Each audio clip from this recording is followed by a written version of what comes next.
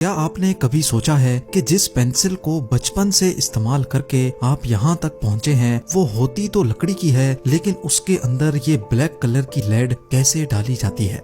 یا پھر گاڑی میں لگے ایئر بیگز جو روزانہ ہزاروں لوگوں کی جان بچاتے ہیں، وہ ایکسیڈنٹ کے وقت اتنا جلدی کیسے پھول جاتے ہیں؟ اور سب سے بڑھ کر یہ کہ اتحاد کا سب سے پہلا ایئر بیگ کب اور کیوں بنایا گیا تھا؟ زیم ٹی وی کی ویڈیوز میں ایک بار پھر سے خوش آمدید۔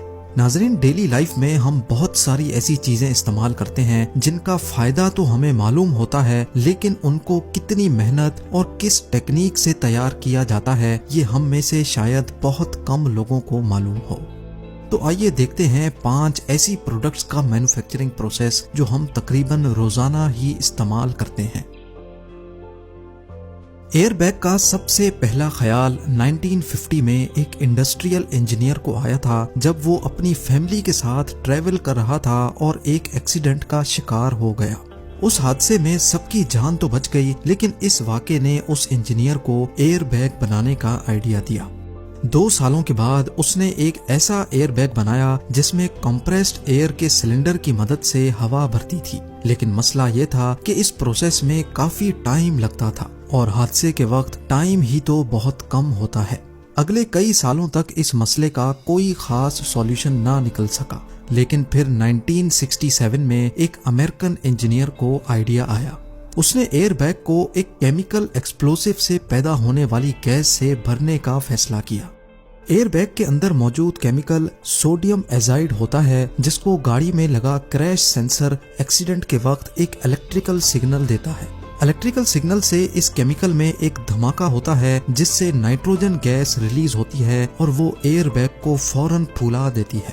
کریش ہونے سے لے کر ایئر بیگ کے پھولنے تک حیرت انگیز طور پہ صرف 20 ملی سیکنڈز کا ٹائم لگتا ہے، یعنی جتنا ٹائم پلک جھپکنے میں لگتا ہے اتنے ٹائم میں ایئر بیگ 5 مرتبہ پھول سکتا ہے۔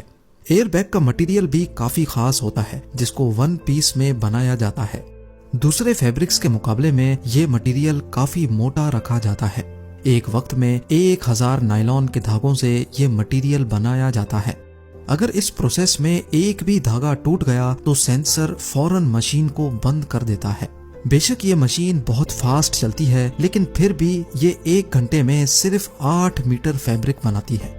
ایک طرف فیبرک بنتا رہتا ہے اور دوسرے اینڈ پہ یہ وائنڈ بھی ہوتا رہتا ہے۔ یہ پروسیس کمپلیٹ ہونے کے بعد فیبرک کو دھویا جاتا ہے۔ دھلنے کے بعد فیبرک گیلا ہوتا ہے، لہٰذا اس کو اب گرم رولرز کے اوپر سے گزار کر سکھایا بھی جاتا ہے اور پریس بھی کیا جاتا ہے۔ کیونکہ ایئر بیگ کے اندر گیسز کا پریشر بنتا ہے، اسی وجہ سے اس کو ایئر ٹائٹ کرنے کے لیے اس پر سلیکون کی کوٹنگ کی جاتی ہے۔